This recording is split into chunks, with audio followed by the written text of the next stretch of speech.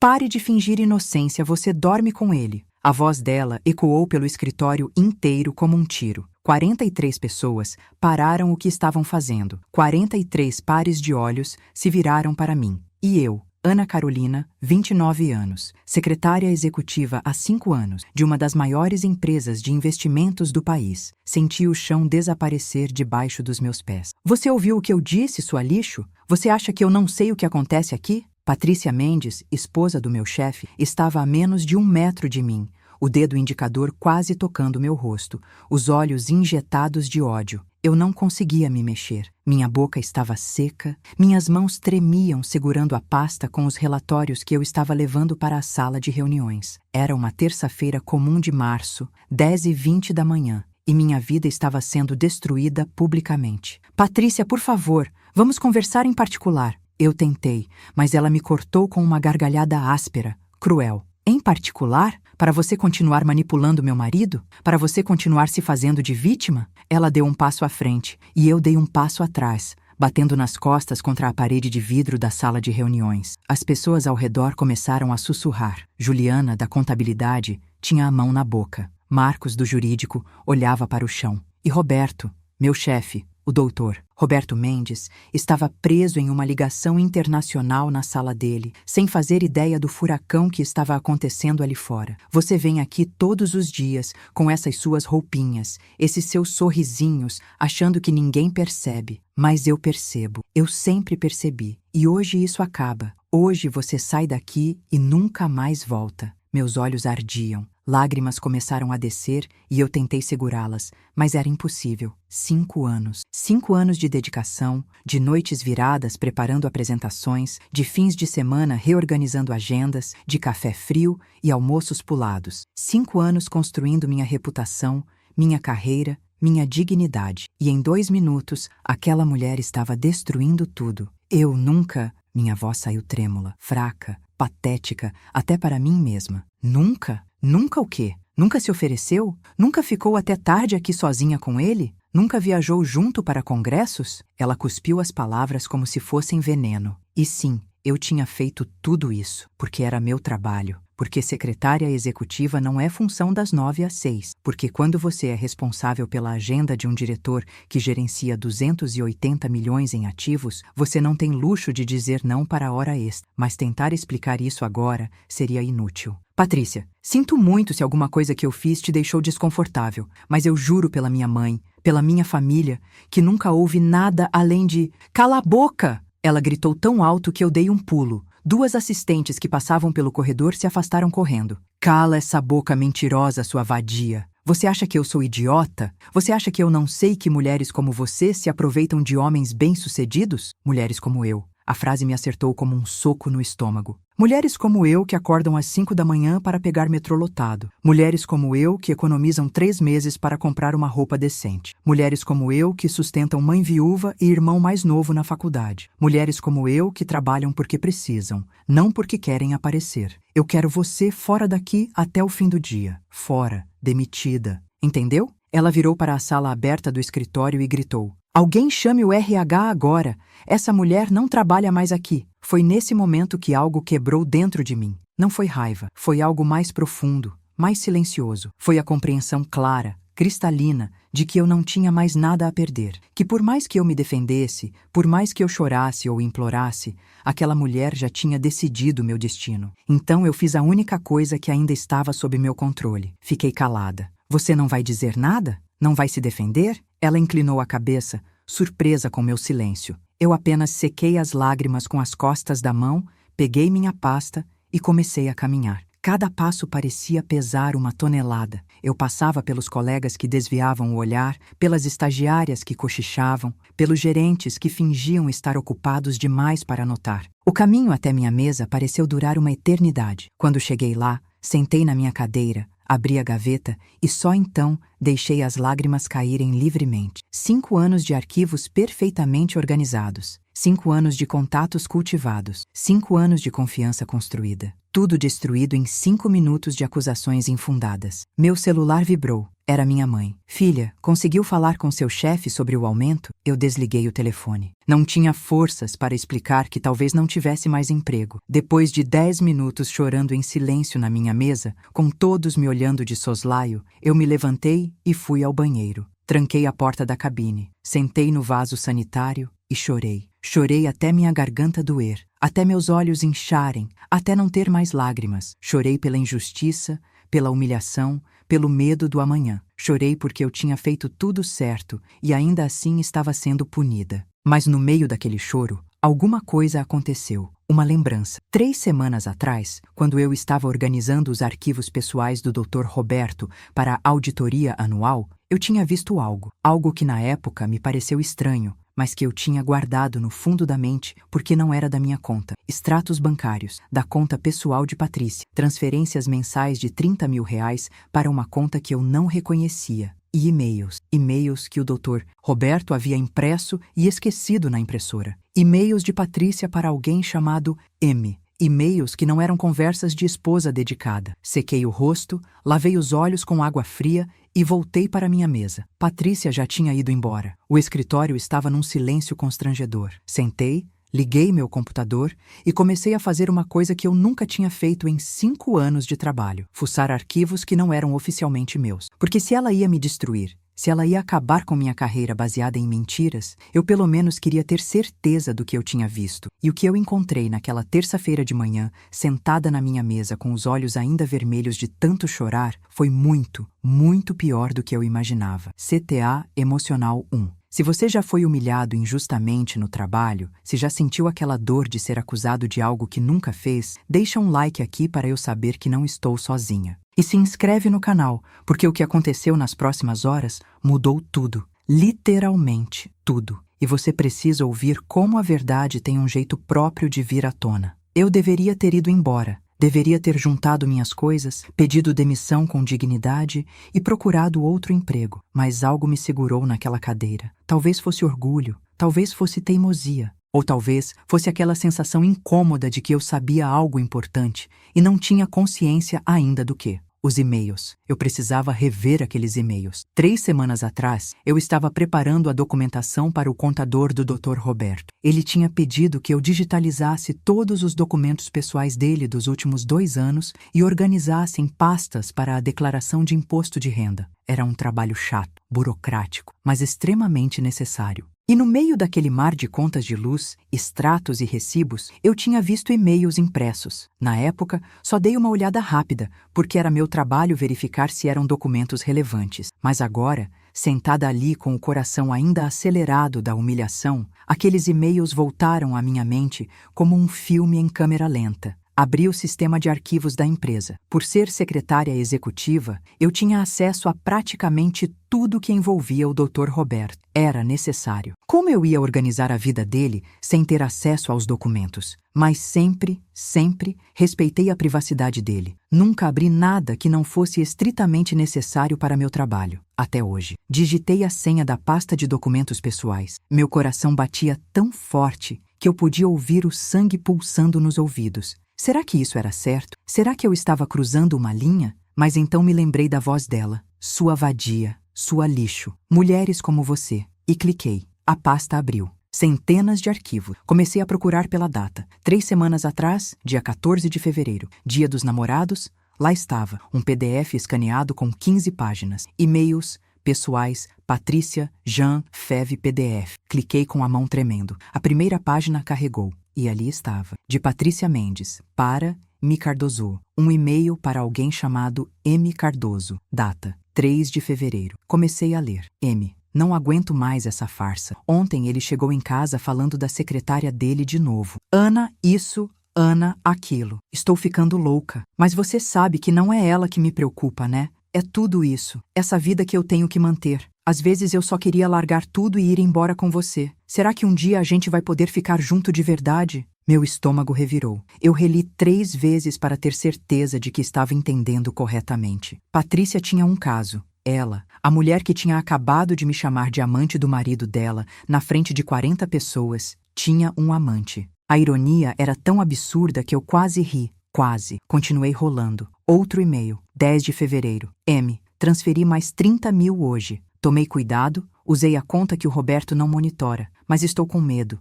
E se ele descobrir? Você precisa me prometer que tudo isso vai valer a pena. Preciso saber que você realmente quer construir algo comigo. 30 mil reais. As transferências que eu tinha visto nos extratos bancários. Patrícia estava desviando dinheiro da própria conta para o amante. Continuei lendo, página após página, e a cada linha a história ficava pior. Eles se conheceram em um spa de luxo há 8 meses. Monsieur Cardoso era personal trainer, 29 anos. Ela tinha se apaixonado, começou a vê-lo escondido, e nos últimos meses estava transferindo dinheiro regularmente para ele. Nas conversas, ela mencionava nosso futuro juntos e quando eu finalmente me divorciar. Mas o mais chocante estava no e-mail de 20 de janeiro. M. E hoje inventei que a secretária dele está dando em cima dele. Plantei a ideia na cabeça dele de novo. Quanto mais ele ficar inseguro sobre ela, menos vai prestar atenção em mim. É a distração perfeita. E quem sabe, se eu conseguir fazer ele demitir ela,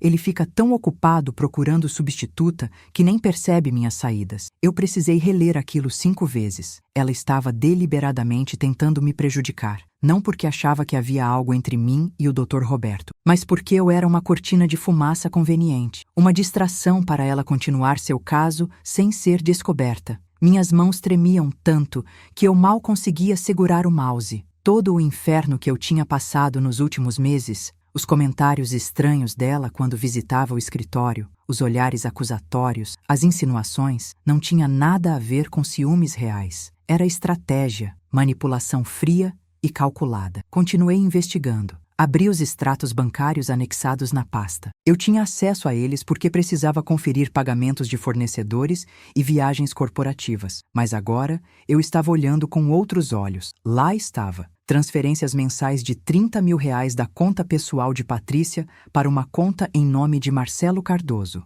Janeiro, fevereiro, março. 90 mil reais em 3 meses. Mas havia mais. Transferências maiores. 50 mil em dezembro. 70 mil em novembro. Comecei a somar. Em 6 meses, Patrícia tinha transferido quase 400 mil reais para aquele homem. 400 mil reais. Eu, que ganhava 5.500 por mês, trabalhava 60 horas semanais e ainda achava difícil ajudar minha mãe com as contas, estava olhando para uma mulher que tinha jogado fora quase $500 mil em 6 meses. E agora, ela queria me destruir para proteger seu segredo. Algo em mim mudou naquele momento. Não foi vingança, foi algo mais profundo, foi justiça. Foi a compreensão de que se eu não fizesse nada, ela sairia impune. Não só sairia impune, mas me destruiria no processo. Olhei em volta. O escritório tinha voltado ao ritmo normal, mas as pessoas ainda me olhavam de vez em quando com pena ou curiosidade. Respirei fundo. Abri meu e-mail pessoal, não o corporativo,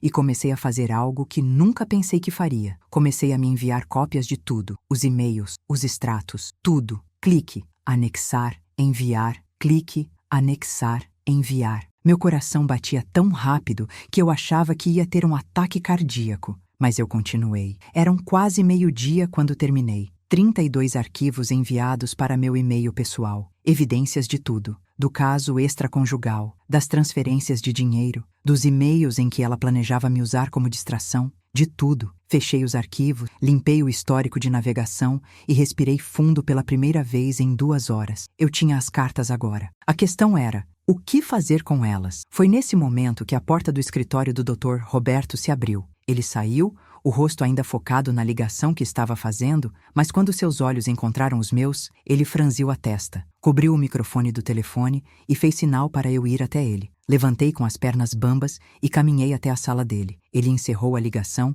e fechou a porta. Ana, o que aconteceu aqui hoje? Sua voz era séria, preocupada. A Juliana me mandou mensagem dizendo que teve um incidente. Incidente. Que palavra delicada para descrever ter sido chamada de vadia na frente de todo o escritório. Sua esposa veio aqui, Dr. Roberto. Minha voz saiu mais firme do que eu esperava. Ela me acusou de estar tendo um caso com o senhor, na frente de todos, e exigiu minha demissão. Ele fechou os olhos e passou a mão pelo rosto. Meu Deus, Ana, eu sinto muito. Eu não sei o que dizer. Não precisa dizer nada, doutor. Roberto, eu entendo que é uma situação delicada para o senhor. Vou preparar minha carta de demissão e... Não, ele me cortou, firme. Você não vai a lugar nenhum. Isso é absurdo. Você é a melhor secretária que eu já tive, e não vou perder você por conta de inseguranças infundadas. Algo na forma como ele disse, inseguranças infundadas, me fez perceber que ele sabia. Talvez não soubesse dos detalhes, do amante, do dinheiro, mas ele sabia que o casamento dele não ia bem. Com todo respeito, Dr. Roberto, eu não sei se vou conseguir continuar trabalhando aqui depois do que aconteceu hoje. Minha reputação está destruída. Todo mundo acha que eu vou resolver isso. Ele estava determinado agora. Vou conversar com o RH. Vou fazer um comunicado oficial esclarecendo que as acusações são falsas. Vou. Dr. Roberto, eu o interrompi. E ele parou, surpreso. Eu nunca o interrompia. Eu preciso de um tempo para pensar. Preciso processar o que aconteceu. O senhor pode me dar o resto do dia? Ele assentiu, ainda claramente preocupado. Claro, claro. Tire a semana se precisar. Com remuneração completa, obviamente. E Ana, de novo, sinto muito. Eu assenti, dei meia volta e saí da sala. Mas eu não ia para casa. Não ainda. Eu tinha um plano agora. E nas próximas 3 horas, esse plano ia mudar tudo. Eram 2:30 da tarde quando eu me sentei no café na esquina do escritório com meu laptop aberto. Tinha comprado um cappuccino que esfriou sem eu dar um gole. Minha mente estava funcionando em velocidade máxima. Eu tinha as evidências. Tinha os e-mails, os extratos, as provas do caso de Patrícia e do desvio de dinheiro. Mas o que fazer com isso? Opção 1. Enviar tudo para o Dr. Roberto. Deixar que ele lidasse com a própria esposa. Mas isso colocaria ele numa posição horrível. E ainda assim não garantiria que eu sairia ilesa da situação. A narrativa pública ainda seria secretária se vinga da esposa do chefe. Opção 2. Ir à polícia. Mas havia crime aqui? Ela estava transferindo dinheiro da própria conta. Não era meu dinheiro. Não era dinheiro da empresa. Tecnicamente, não era ilegal. Opção 3. Expor publicamente. Postar nas redes sociais, enviar para a fofoca corporativa. Mas isso me faria parecer vingativa, um profissional. E eu tinha muito a perder. Opção 4. Eu parei, com os dedos sobre o teclado. Opção 4 era a mais arriscada, mas também a mais justa. Ir ao conselho da empresa. O Dr. Roberto era diretor, mas a empresa tinha donos, acionistas, um conselho fiscal. E casos extraconjugais e transferências suspeitas de valores altos podiam ser consideradas problemas de compliance se houvesse qualquer conexão com a empresa. Eu precisava pensar bem. Abri os e-mails novamente, reli tudo com atenção e então encontrei um e-mail de 5 de janeiro. M. E usei o cartão corporativo do Roberto hoje para pagar aquele hotel. Ele nunca confere os extratos direito. E eu falei para a secretária dele que era para um evento de caridade. Ela organizou tudo sem desconfiar de nada. Cartão corporativo. Ela tinha usado o cartão corporativo da empresa para pagar encontros com o amante. E tinha me usado como intermediária sem eu saber. Meu sangue ferveu. Eu realmente tinha organizado aquela reserva. Ela tinha me ligado dizendo que o Dr. Roberto precisava de um hotel para um jantar beneficente em janeiro. Me passou os detalhes e eu agendei tudo. O pagamento saiu do cartão corporativo. Eu tinha os comprovantes nos meus arquivos. Isso mudava tudo. Não era mais apenas um caso extraconjugal. Era uso indevido de recursos da empresa, fraude corporativa. O conselho precisava saber. Peguei meu celular e liguei para o número direto de doutora Fernanda Cunha, diretora de compliance e uma das 3 pessoas do conselho fiscal. Ela e eu tínhamos uma boa relação profissional. Ela atendeu no 3º toque. Ana, tudo bem? Doutora Fernanda, boa tarde. Desculpe incomodar, mas eu preciso falar com a senhora sobre uma questão séria, muito séria. Envolve uso indevido de recursos da empresa. Houve uma pausa. Que tipo de uso indevido? Prefiro não falar por telefone. A senhora está disponível hoje ainda? Outra pausa. Estou. Pode vir ao meu escritório às 4? Estarei aí.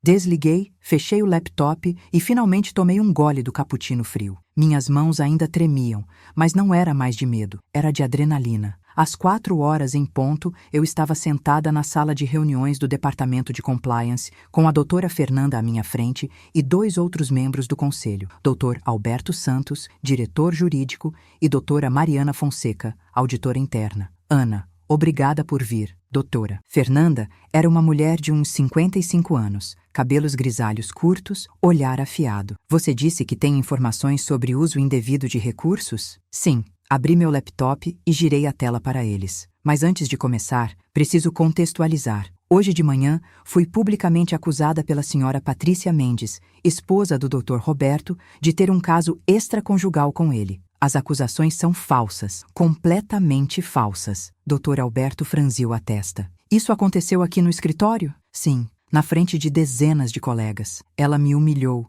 me chamou de coisas que prefiro não repetir, e exigiu minha demissão imediata. Doutora Mariana fez anotações rapidamente. Isso é assédio moral grave. Você pode processar. Eu sei, mas não é por isso que estou aqui. Respirei fundo. Depois do incidente, eu voltei à minha mesa e comecei a repensar algumas coisas estranhas que tinha notado nos últimos meses. Eu tenho acesso aos documentos pessoais do Dr. Roberto porque organizo sua declaração de imposto de renda anualmente e encontrei evidências de que a senhora Patrícia está tendo um caso extraconjugal e, mais importante, usando recursos corporativos da empresa para financiar esse caso. O silêncio na sala era absoluto. Você tem provas disso? Dr. Alberto estava sério agora. Tenho. Abri o primeiro arquivo. E-mails entre a senhora Patrícia e um homem chamado Marcelo Cardoso, confirmando o relacionamento extraconjugal. Extratos bancários mostrando transferências regulares de valores altos, R$400 mil nos últimos 6 meses. E este aqui abriu o e-mail crucial. E-mail em que ela confirma ter usado o cartão corporativo do Dr. Roberto para pagar hotel para encontro com o amante. Passei a próxima meia hora mostrando cada documento, cada e-mail, cada transferência. Eles anotavam tudo, faziam perguntas, conferiam datas. Quando terminei, doutora Fernanda tirou os óculos e me olhou diretamente. Ana, você sabe que essas informações são extremamente delicadas, certo? Sei. E você sabe que, ao trazer isso ao conselho, você está efetivamente denunciando a esposa de um diretor da empresa? Também sei. Por que você está fazendo isso? Foi doutora Mariana quem perguntou. E a pergunta não era acusatória, era genuinamente curiosa. Por que... Minha voz falhou por um segundo, porque hoje eu fui destruída publicamente por algo que não fiz. Minha reputação foi manchada, minha dignidade foi pisoteada, e tudo isso porque aquela mulher precisava de um bode expiatório enquanto escondia seus próprios crimes. E porque eu descobri que ela me usou, sem eu saber, para facilitar esses crimes. Ela me fez reservar aquele hotel, me fez processar aquele pagamento, fazendo-me cúmplice involuntária.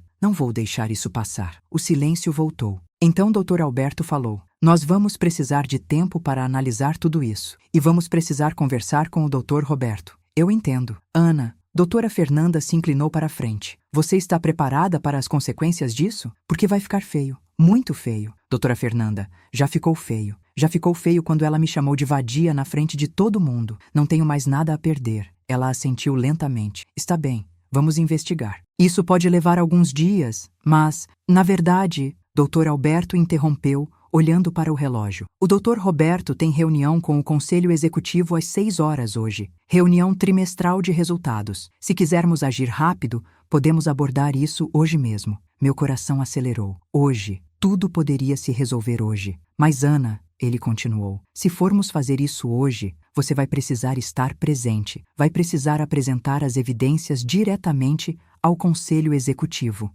Consegue fazer isso? Conseguia? Eu tinha passado a manhã inteira sendo humilhada, tinha chorado no banheiro, tinha considerado pedir demissão e desistir de tudo. Mas agora, olhando para aqueles 3 pares de olhos sérios esperando minha resposta, eu senti algo diferente. Senti poder, senti controle. Consigo. Então nos vemos às 6. Saí daquela sala com as pernas tremendo, mas dessa vez não era de medo, era de antecipação. Às 5h50, eu estava de volta àquele prédio, sentada numa cadeira do lado de fora da sala de reuniões do Conselho Executivo. Podia ouvir vozes lá dentro. Dr. Roberto estava apresentando os resultados trimestrais. Ele não fazia ideia do que estava por vir. Às 6h20, a porta se abriu. Doutora Fernanda saiu. Ana, pode entrar. Entrei numa sala enorme com uma mesa de reunião de madeira escura. 8 pessoas estavam sentadas ao redor dela. Doutor Roberto estava de pé, ao lado de uma apresentação em PowerPoint congelada na tela. Quando ele me viu, seu rosto se encheu de confusão. Ana, o que você está fazendo aqui? Doutora Fernanda respondeu por mim. Roberto, sente-se. Precisamos discutir uma questão grave que envolve você indiretamente. Ele sentou, ainda confuso, mas já com uma expressão preocupada. Doutora Fernanda gesticulou para mim. Ana trouxe ao nosso conhecimento hoje à tarde algumas irregularidades que precisamos esclarecer. Ana, por favor. Conectei meu laptop no projetor. Minhas mãos estavam surpreendentemente firmes agora. A primeira imagem apareceu na tela. O e-mail de Patrícia. Senhores e senhoras do Conselho, meu nome é Ana Carolina Silva, secretária executiva do Dr. Roberto há 5 anos. Hoje de manhã, fui publicamente acusada pela esposa do Dr. Roberto de ter um caso com ele. As acusações são falsas, mas durante a investigação pessoal que fiz após o incidente, descobri evidências de que a senhora Patrícia Mendes está tendo um caso extraconjugal e utilizando recursos corporativos desta empresa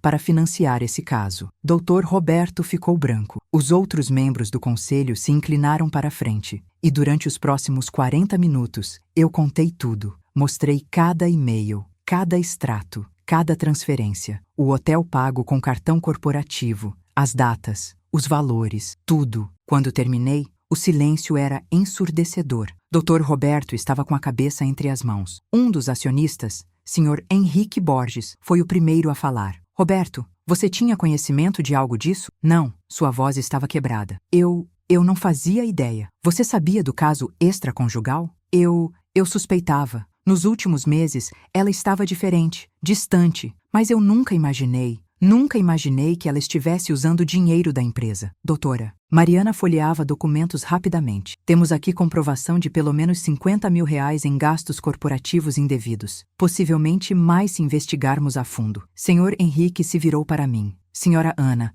agradeço por trazer isso à nossa atenção. Sei que não foi fácil. Não foi. Minha voz saiu firme, mas era o certo a fazer. Ele assentiu. Vamos precisar de uma investigação completa. Auditoria forense de todos os gastos corporativos dos últimos 2 anos. Roberto, você vai precisar se afastar temporariamente de qualquer decisão financeira até isso ser resolvido. Dr. Roberto apenas assentiu, derrotado. E quanto à senhora Ana? Sr. Henrique me olhou diretamente. Pelo que entendi, você foi vítima de difamação e assédio moral hoje. A empresa não tolera esse comportamento. Vamos emitir um comunicado interno esclarecendo que as acusações contra você eram falsas e oferecendo nossas desculpas formais pelo incidente. Obrigada. Além disso, ele trocou olhares com os outros membros do conselho. Gostaríamos de oferecer a você uma promoção para assistente executiva sênior do conselho, aumento de 40% no salário e um pedido formal de desculpas. Eu fiquei em silêncio, processando. 40% de aumento, novo cargo, reconhecimento. E a senhora Patrícia?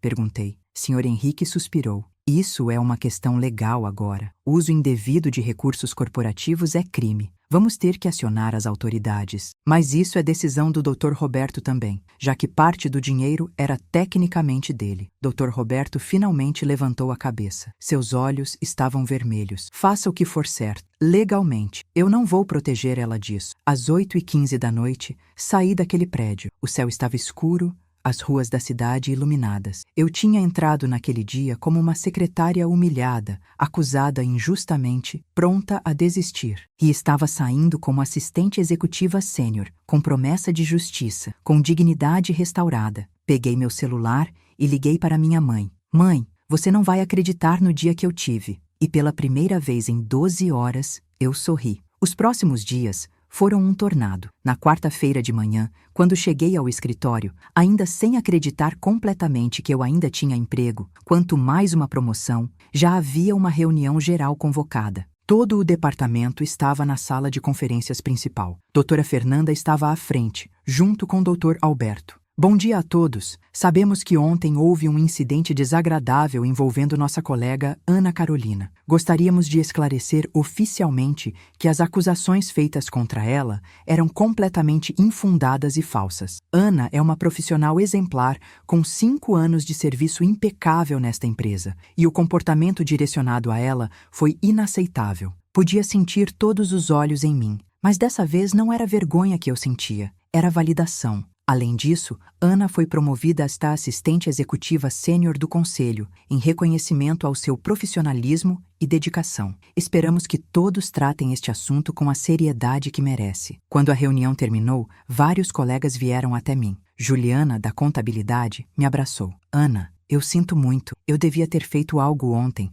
Devia ter te defendido. Está tudo bem, Ju. E realmente estava. Marcos, do jurídico, apertou minha mão. Parabéns pela promoção. Merecida. Mas foi a reação do Dr. Roberto que mais me impactou. Ele me chamou na sala dele no fim da manhã. Quando entrei, ele estava sentado atrás da mesa, parecendo ter envelhecido 10 anos da noite para o dia. Ana, senta. Sentei. Eu não sei nem por onde começar. Ele esfregou o rosto com as mãos. O que você deve pensar de mim, da minha família, dessa bagunça toda? Doutor Roberto, com todo respeito, o que eu penso não importa. O senhor foi traído, enganado e usado, assim como eu. Somos vítimas na mesma história. Ele riu sem humor. Vítimas? Eu passei a noite inteira acordado, Ana, revivendo os últimos meses, os últimos anos. Os sinais estavam todos lá. Eu só não quis ver. Às vezes não queremos ver o que vai doer. Ele assentiu. A auditoria forense começou hoje de manhã. Eles já encontraram mais coisas. Ela não usou só o cartão corporativo uma vez. Foram pelo menos 23 transações nos últimos 8 meses. Jantares, hotéis, presentes, sempre pequenos valores, nada que chamasse atenção individualmente. Mas, somado, dá quase R$120 mil de recursos da empresa. Eu não disse nada. O que se diz a um homem descobrindo a extensão da traição da própria esposa? Ela me ligou hoje de manhã. Quer conversar? Diz que pode explicar tudo. Ele riu de novo, aquele riso amargo. Explicar? Como se houvesse explicação para isso. O senhor vai falar com ela? Não sei. Meus advogados disseram para não falar com ela sem eles presentes. Isso já é um processo legal agora. Não é mais só um casamento acabado. É crime. Crime. A palavra pairou no ar entre nós. Ana, eu preciso que você saiba. Ele me olhou diretamente. Que eu nunca tive qualquer tipo de intenção inapropriada com você. Você sempre foi uma profissional exemplar e eu sempre te tratei como tal. Se alguma coisa que eu fiz deu margem para ela pensar diferente, Dr. Roberto, não fez. Ela precisava de uma história e eu fui conveniente. Não tem nada que o senhor ou eu fizéssemos que mudasse isso. Ele assentiu, parecendo aliviado. Obrigado por tudo, por trazer isso à tona, por ter coragem quando eu não tive. Saí daquela sala com um sentimento estranho, compaixão. Eu tinha compaixão por ele. Não era culpa dele ter se casado com alguém capaz de tamanha manipulação. Na quinta-feira, soube por Juliana que Patrícia tinha tentado entrar no prédio e foi barrada pela segurança. Ela estava na lista de pessoas proibidas de entrar nas dependências da empresa durante a investigação. Aparentemente, causou um escândalo no lobby, gritando que era esposa de um diretor, que eles não podiam impedi-la de entrar. Não funcionou. Na sexta-feira, a história vazou. Não os detalhes todos, mas o suficiente. Mídia corporativa começou a circular notícias. Esposa de diretor sob investigação por fraude corporativa. Escândalo abala empresa de investimentos. Meu telefone não parava de tocar. Jornalistas querendo entrevista. Eu recusei todos. Doutora Fernanda tinha sido clara. Mantenha silêncio público. Deixe os advogados lidarem com a imprensa. Mas nas redes sociais corporativas, nos grupos de WhatsApp, a história se espalhou como fogo. E, curiosamente, a narrativa tinha mudado completamente. Não era mais secretária acusada de ter caso com chefe. Era secretária corajosa, denuncia fraude e é promovida. Na segunda-feira seguinte, uma semana após o incidente inicial, recebi uma ligação inesperada. Era Patrícia. Não sei como ela conseguiu meu número pessoal, mas conseguiu. Atendi, contra meu melhor julgamento. Alô? Você. A voz dela era puro veneno. Você destruiu minha vida. Senhora. Patrícia. Não me chame de senhora. Você é uma vadia calculista que planejou tudo isso desde o começo. Respirei fundo. Eu não planejei nada. A senhora me acusou falsamente, me humilhou publicamente e tentou me fazer perder meu emprego. Eu apenas defendi a verdade. A verdade? Você roubou documentos privados, invadiu minha privacidade. Isso é crime. Os documentos estavam em arquivos corporativos que eu tenho acesso legítimo como parte do meu trabalho. E o crime, senhora? Patrícia, foi cometido pela senhora ao usar recursos da empresa indevidamente. Você vai pagar por isso. Vou te processar. Vou te destruir. Senhora Patrícia, sugiro que a senhora desligue e converse com seus advogados, porque ameaçar testemunha em investigação criminal não vai ajudar seu caso. Silêncio do outro lado. Então ela desligou. Minhas mãos tremiam, mas não era de medo. Era de indignação. Mesmo depois de tudo, mesmo com as evidências, mesmo pega com a mão na massa, ela ainda achava que era vítima. 3 semanas depois, a investigação formal foi concluída. Fraude corporativa comprovada. Desvio de recursos. Uso indevido de cartões empresariais. Total de R$ 153 mil. O promotor público decidiu processar. Dr. Roberto iniciou o processo de divórcio. E eu? Eu estava na minha mesa nova, no meu novo cargo, com meu novo salário, coordenando diretamente com o Conselho Executivo. As responsabilidades eram maiores. A pressão era maior, mas pela primeira vez em 5 anos, eu me sentia vista, reconhecida, valorizada. Uma tarde, doutora Fernanda passou pela minha mesa. Ana, tem um minuto? Claro, fui até a sala dela. Queria te fazer uma proposta. Estamos expandindo o departamento de compliance. Precisamos de alguém com atenção a detalhes, integridade e coragem para fazer a coisa certa mesmo quando é difícil. Alguém como você. Está me oferecendo uma posição em compliance? Assistente de compliance sênior, mais 15% de aumento sobre o seu salário atual. Você trabalharia diretamente comigo, ajudando a garantir que nada como isso volte a acontecer na empresa. Eu não precisei pensar muito. Aceito. 2 meses depois do incidente, recebi uma mensagem no LinkedIn.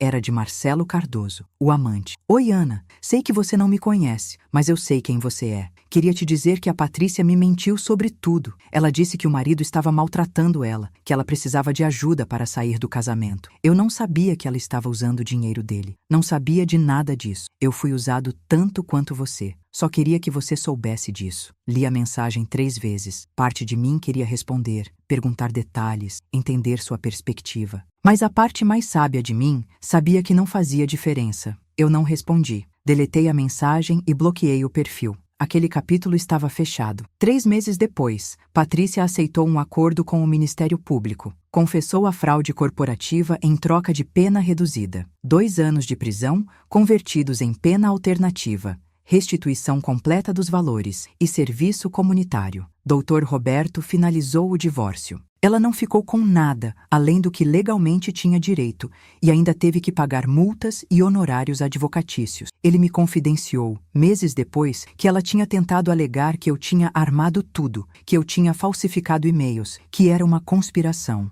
Não colou. As evidências forenses eram irrefutáveis. E eu continuei. Continuei trabalhando, continuei crescendo, continuei provando todos os dias que eu era mais do que aquele momento de humilhação. Mais do que a secretária que foi acusada injustamente. Eu era a profissional que teve coragem de fazer o que era certo, mesmo quando era assustador. E isso ninguém poderia tirar de mim. 6 meses depois daquele dia horrível de março, eu estava sentada num café. O mesmo café onde eu tinha tomado aquele cappuccino frio enquanto decidia o que fazer, e olhava pela janela para o prédio da empresa. Tanta coisa tinha mudado. Eu tinha mudado. Não era mais a Ana que abaixava a cabeça e chorava no banheiro. Era a Ana que enfrentava, que lutava, que não aceitava injustiça calada. Meu telefone tocou. Era uma mensagem de Juliana. Ana, você viu? O Dr. Roberto anunciou que vai se casar de novo, com a Beatriz do financeiro. Que loucura, né? Sorri. Dr. Roberto merecia ser feliz. Depois de tudo que ele tinha passado, merecia reconstruir sua vida com alguém que realmente o amasse. Respondi. Que notícia boa. Ele merece. E era verdade. Apesar de tudo que tinha acontecido,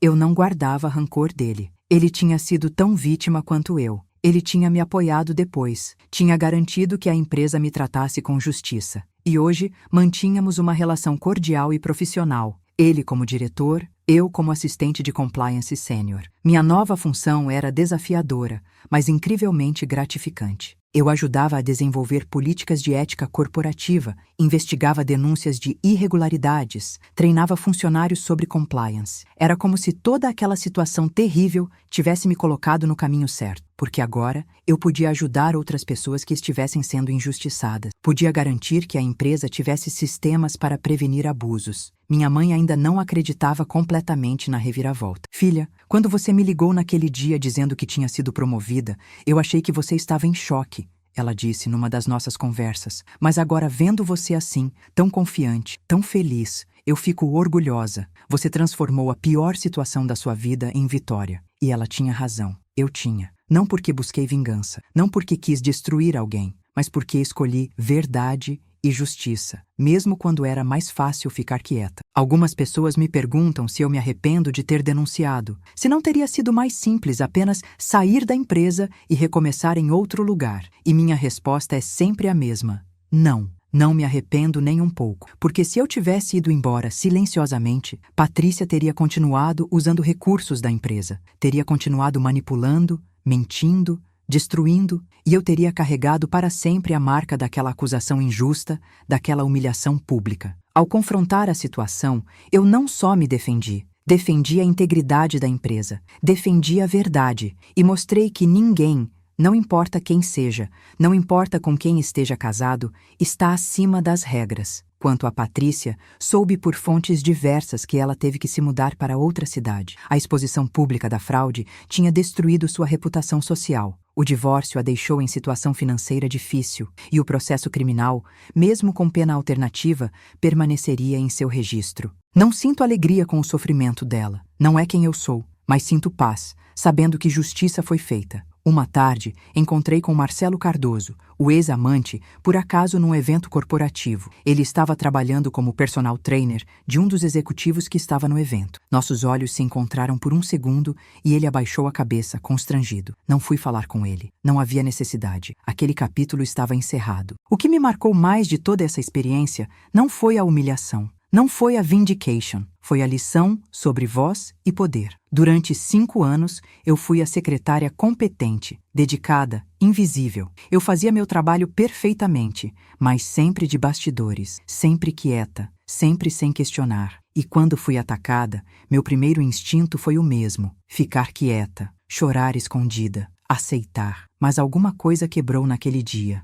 Talvez tenha sido a injustiça tão gritante. Talvez tenha sido finalmente ter prova de que eu estava certa. Ou talvez tenha sido simplesmente ter chegado ao limite do que um ser humano consegue tolerar. Mas eu encontrei minha voz e descobri que minha voz tinha poder. Poder de mudar narrativas. Poder de buscar justiça. Poder de proteger não só a mim mesma, mas outros que poderiam ser prejudicados. Hoje, quando treino novos funcionários em compliance, sempre conto, sem detalhes identificáveis, claro, uma história sobre alguém que foi injustamente acusado e teve coragem de buscar a verdade. E sempre termino dizendo: se você ver algo errado, diga algo, mesmo quando for assustador, mesmo quando parecer mais fácil ficar quieto, porque sua voz importa, sua integridade importa. E a verdade sempre, sempre encontra um caminho de vir à tona. 3 meses atrás, recebi uma mensagem de uma ex-colega que tinha saído da empresa antes de todo o escândalo. Ana, soube da sua promoção. Parabéns. E soube também, por alto, do que aconteceu com a esposa do Dr. Roberto. Não sei os detalhes, mas queria dizer, você sempre foi foda. Sempre admirei sua ética de trabalho. Agora admiro ainda mais sua coragem. Aquilo me tocou profundamente, porque no fim, não é sobre o cargo. Não é sobre o dinheiro, é sobre saber que você fez a coisa certa, que quando foi testada, quando foi empurrada até o limite, você escolheu caráter. Hoje, quando passo pelo corredor da empresa e vejo aquela sala de reuniões onde tudo aconteceu, não sinto mais dor, não sinto humilhação, sinto orgulho. Orgulho por ter sobrevivido, orgulho por ter lutado, orgulho por ter vencido. E quando jovens profissionais me procuram pedindo conselhos sobre como lidar com situações difíceis no trabalho, eu sempre digo: documente tudo, seja profissional sempre. E quando chegar a hora de se defender, não tenha medo de mostrar a verdade. Mesmo que sua voz trema, mesmo que suas mãos tremam, use sua voz, porque no fim,